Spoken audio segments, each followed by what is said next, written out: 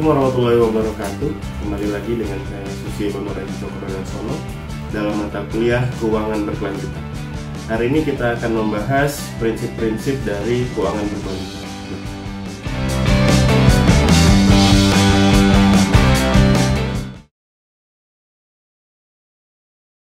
Nah, pertama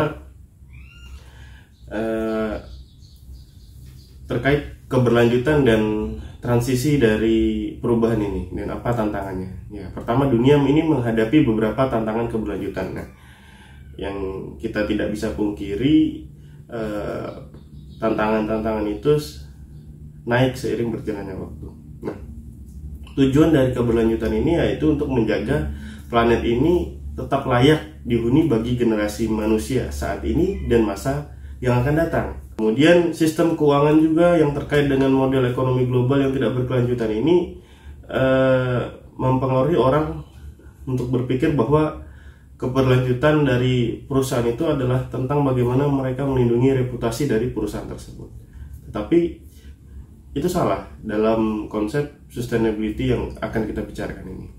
Nah, saat ini konsep sustainability jauh lebih dalam, yaitu tentang keberlangsungan hidup perusahaan tersebut. Apakah organisasi Anda siap untuk transisi yang terjadi saat ini?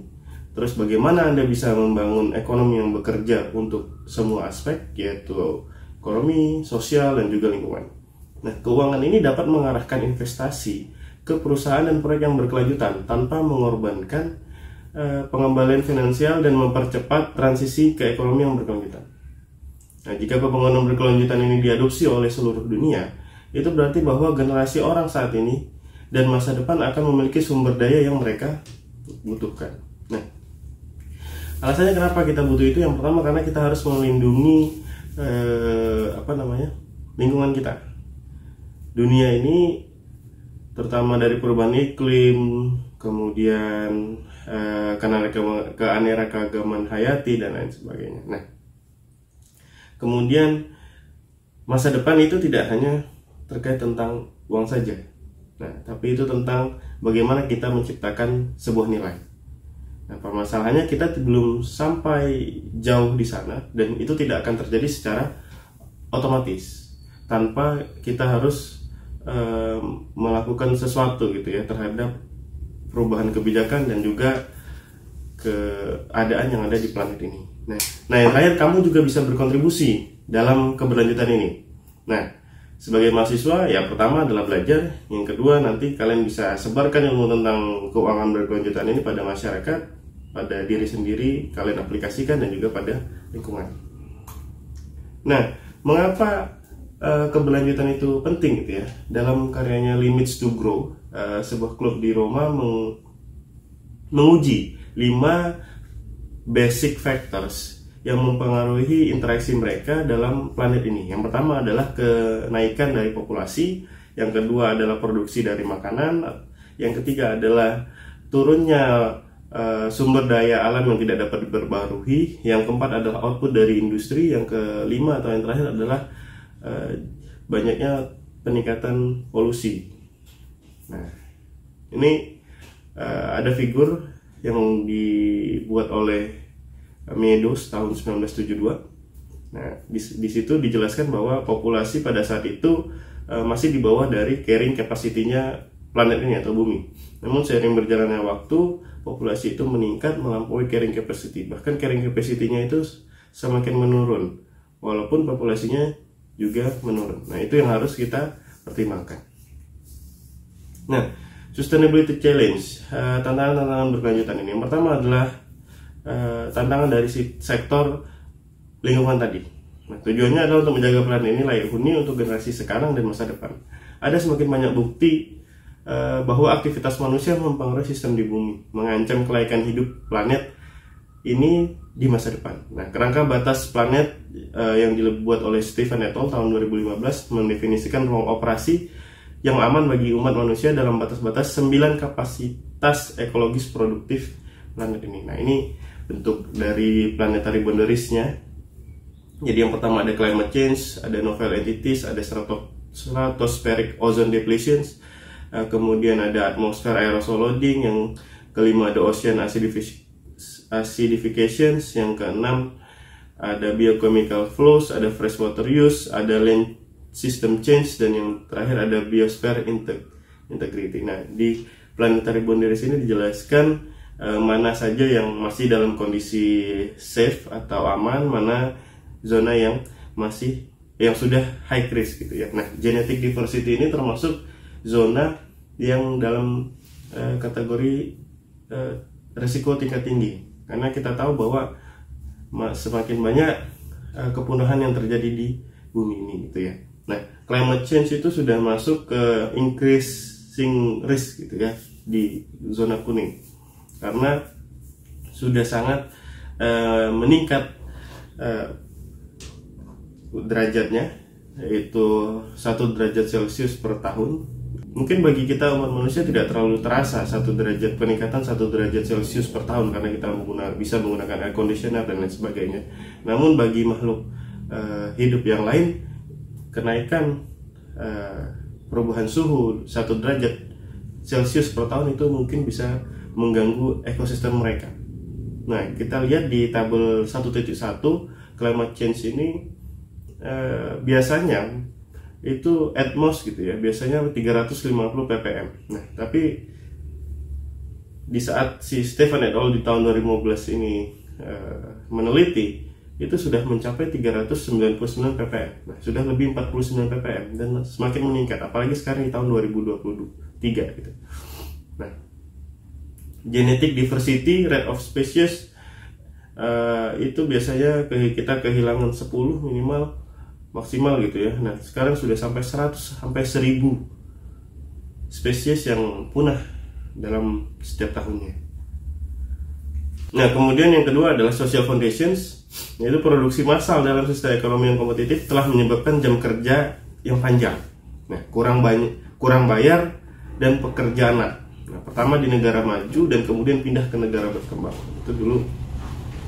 Nah, hak asasi manusia memberikan landasan sosial yang penting bagi semua orang untuk menjalani kehidupan yang bermanfaat dan bermartabat dalam berbagai kesempatan. Norma-norma hak asasi manusia menegaskan klaim moral mendasar yang dimiliki setiap orang terhadap kebutuhan hidup seperti makanan, air, perawatan, kesehatan, pendidikan, kebebasan berekspresi, partisipasi politik, dan juga keamanan pribadi. Nah, Radford tahun 2017 mendefinisikan apa itu social foundations dan apa aja isinya. Nah, beliau membaginya menjadi 3 grup cluster. Yang pertama ada yang dikategorikan well gitu ya, baik. Itu melalui kita lihat bisa kita lihat dari bagaimana kondisi keamanan pangan mereka, kemudian jumlah pendapatan mereka, kemudian bagaimana air dan sanitasinya, rumah, dan juga kesempatan mereka untuk memiliki perawatan kesehatan. Nah, yang kategori klaster kedua yang sudah masuk ke tahap produktif gitu ya, yaitu mereka yang orang-orang yang memiliki pendidikan, kemudian mereka memiliki pekerjaan yang layak, dan juga menggunakan energi yang modern dan juga service-service yang modern. Yang ketiga adalah empower, yaitu memberdayakan. Nah, kita bisa lihat bahwa orang-orang tersebut sudah bisa memberdayakan orang lain gitu ya. Mereka memiliki jaringan, mereka memiliki gender equality, social equity-nya layak, kemudian punya kekuatan politik, punya suara, dan juga mereka memiliki kedamaian dan juga keadilan. Nah, itu 3 klaster yang disebut oleh Radford gitu ya. Yang pertama well, yang kedua produktif, yang ketiga empower. Nah, tetapi banyak orang masih hidup di bawah fondasi sosial yang juga penuh dengan kelaparan, kemudian kemiskinan. Saat ini kita lihat bahwa pendapatan minimal gitu 3,10 dolar per hari. Nah, tapi masih banyak orang miskin yang pendapatannya di bawah itu. Mereka juga masih susah memiliki akses pendidikan dan juga akses fasilitas memasak serta air bersihnya juga kurang gitu ya. Selanjutnya, selain dari sisi sosial yang tadi, kita juga harus memiliki pekerjaan yang layak. Nah, pekerjaan layak memiliki beberapa dimensi. Yang pertama, upah hidup dasar yang tergantung pada keranjang hidup dasar suatu negara. Nah, tidak ada diskriminasi misalnya pada jenis kelamin, ras, atau agama. Mereka jadi semua orang bisa bekerja dengan layak, kemudian tidak ada pekerjaan, kesehatan dan keselamatan serta kebebasan berserikat. Nah, tapi di banyak orang, di banyak negara, tapi di banyak perusahaan masih ada tuh beberapa perusahaan yang menggunakan pekerja anak demi meningkatkan keuntungan yang tinggi gitu ya, karena mereka bisa membayar dengan murah tetapi tenaganya lebih besar daripada pekerja-pekerja yang memang sudah berumur. Ya. Tahun 2017 telah merangkum fondasi sosial dan batas-batas planet dalam bentuk donat gitu ya, yang menunjukkan bagaimana ruang yang aman dan adil bagi umat manusia yang terletak di antara fondasi sosial, kesejahteraan manusia, dan langit-langit ekologis tekanan planet. Nah, kita lihat di situ ada gambar hampir seperti donat. Kita lihat ada climate change, ocean acidification yang tadi ada 9 itu. Nah, yang di dalamnya itu ada social foundations yang terdiri dari air, makanan, kesehatan, pendidikan, pendapatan dan pekerjaan, peace and justice, political voice, social equity, gender equality, housing, network, dan energy. Nah, batas-batas planet dalam donat ini kita lihat bahwa jika yang ekologikalnya itu semakin meningkat, maka itu semakin berbahaya gitu ya. Climate change semakin meninggi, jadi donat yang di luar itu semakin membesar, sedangkan donat yang di dalam yang social foundation itu semakin menyempit, semakin mengecil. Nah, itu yang harus jadi perhatian kita gitu. Kita bisa lihat di tabel 1.2 ini jumlah dari indikator dari social foundation yang menurun tadi. Nah, jadi ada 11% populasi yang masih kurang nutrisi gitu ya, di seluruh dunia, ini global.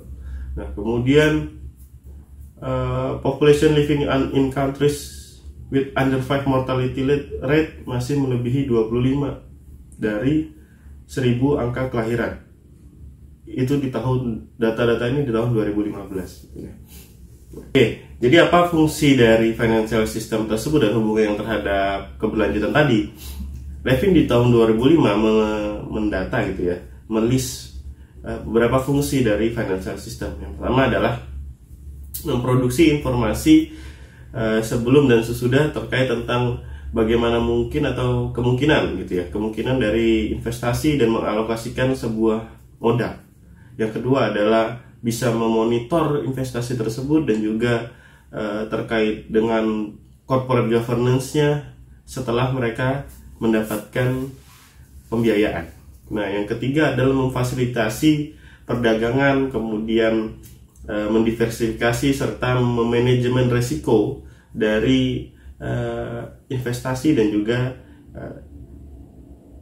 kekayaan gitu ya. Nah, yang keempat bisa memobilize dan menabung atau menampung uang. Nah, yang kelima, yang terakhir adalah mempermudah pertukaran antara barang dan jasa. Oke, terima kasih teman-teman atas waktunya telah menyaksikan kelas pada hari ini. Semoga bermanfaat bagi kita semua. Bila taufiq wal hidayah. Wassalamualaikum warahmatullahi wabarakatuh.